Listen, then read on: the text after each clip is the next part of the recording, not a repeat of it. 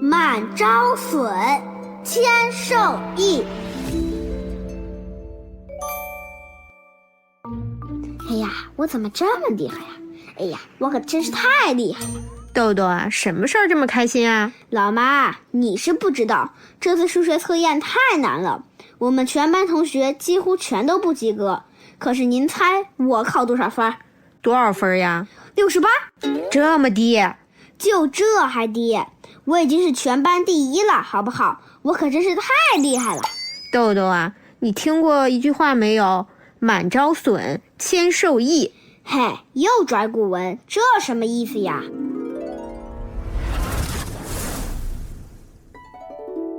满招损，谦受益，说的是自满招来损害，谦虚得到益处。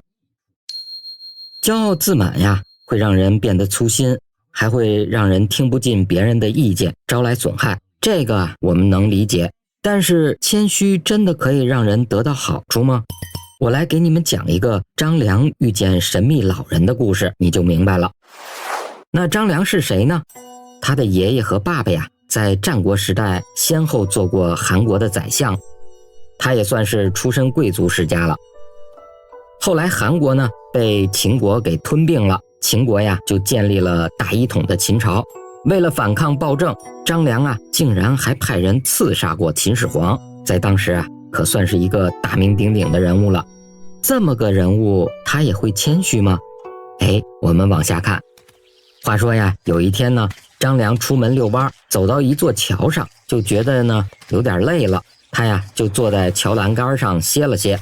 正歇着呢，突然呢看到有一个穿着粗布衣服的老人走到了张良的面前，脱下一只鞋，用手轻轻地捏着，伸到栏杆外面，一松手呢，就听到啪嗒一声，那只鞋呀就掉到桥底下去了。这张良看了以后啊，觉得很纳闷啊，这老头要干什么呀？怎么当着我的面扔鞋？他正琢磨着呢，对面那个老人啊，抬起头就跟他说了：小伙子，你去把我的鞋捡上来吧。这不是碰瓷儿吗？张良一听啊，这火气噌的一下就上来了，挽起袖子就想揍这个老头。可是啊，转念一想呢，算了吧，人家毕竟啊是一个老人呐，我呢是个年轻人，还是得谦虚谨慎呐，帮老人做点事儿，这不是应该的吗？想到这儿啊，张良呢就跑到桥底下给老人找鞋去了。他兴冲冲地提着鞋回来，见到老人，老人一看呢，这小伙子做事儿倒是挺麻利的呀。他接着呀把脚这么一伸，冲着张良就说了：来，给老汉我穿上。这都行。张良这回呀可要暴打这位老人一顿了吧？没有。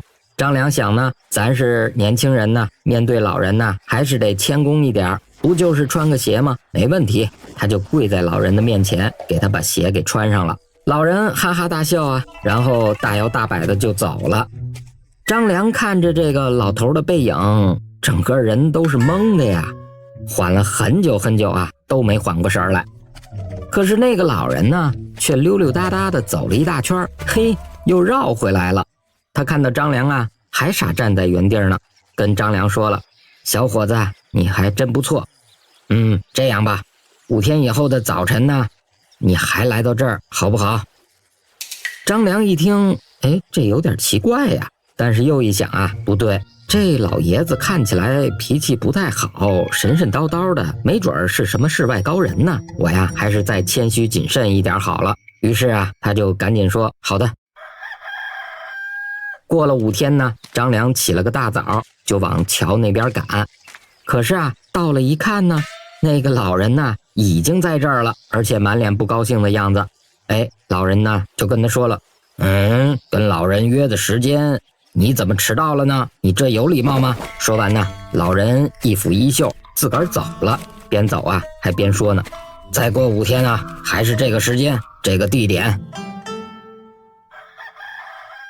又过了5天呢，这一次啊，张良就提早了很长时间出发。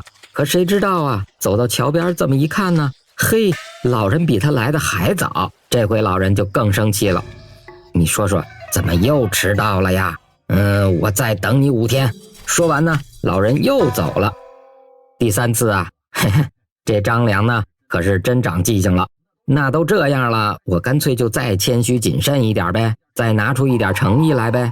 于是啊，张良大半夜的就溜达到那座桥上去了，然后啊，就守在桥上，守了好几个时辰，等到天都快亮了，这才把老人给等到了。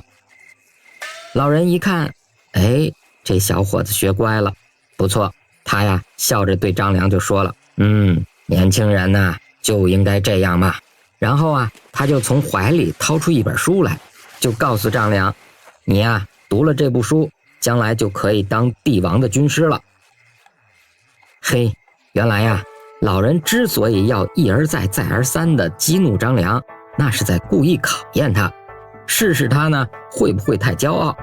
最后啊，张良通过了考验，老人这才确定，这个小伙子谦虚谨慎，能成事儿。后来呀，张良呢果然就成了汉朝开国皇帝刘邦手下最厉害的谋士。怎么样，谦虚有好处吧？满招损，谦受益。这句话里面呀，满是自满的意思，损呢是损害，谦呢指的是谦虚，受啊就是得到的意思，益呢也就是益处好处。所以整句话连起来呀，就是自满招致损害，谦虚得到好处。希望你也能够像张良一样，对别人保持谦逊的态度。虽然不见得也能遇见一个老人送你一本兵书，但是呢，谦虚谨慎的人呢，会不断的进步，让别人信任，也让自己呢更加优秀。这不就是最大的益处了吗？你更愿意和自满的人交朋友，还是和谦虚的人交朋友呢？为什么呢？在留言区告诉我们吧。豆豆啊，你给我盛饭，怎么盛这么点儿呀？这不是按您要求做的吗？我什么时候要求过你这个啦？满招损啊，我怕给您盛多了，吃得太胖，身体受损害。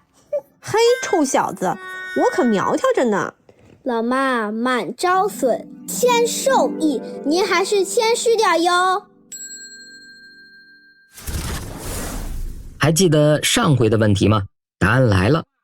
为什么现代人越来越言而无信了呢？因为啊，打电话比写信方便多了。今天的脑筋急转弯来了，什么门永远关不上呢？明天呀，我会告诉你答案的。咱们明天再见。